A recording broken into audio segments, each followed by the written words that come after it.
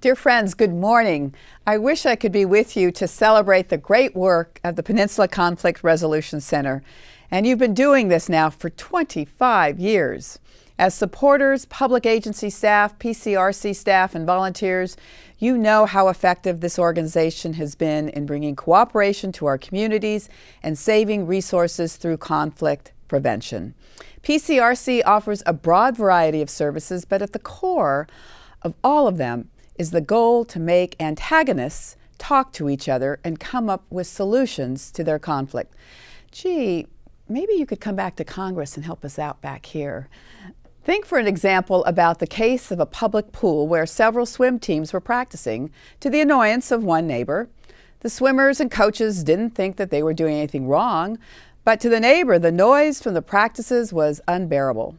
After a round of angry calls and letters and communication gridlocked, and everybody was upset, it was PCRC's mediator who made each side consider the concerns of the other.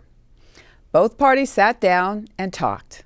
A practice schedule was implemented, coaches eliminated loud whistles, and everybody is now happy.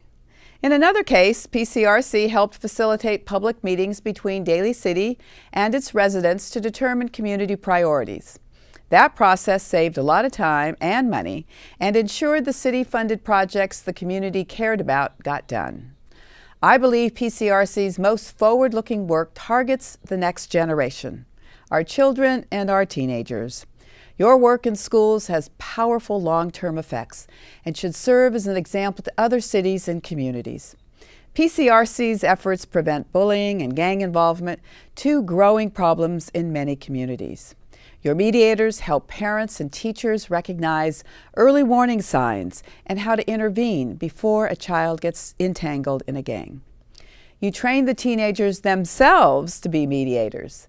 PCRC brings all involved parties to the table to talk because you cannot have a conversation with just one party present.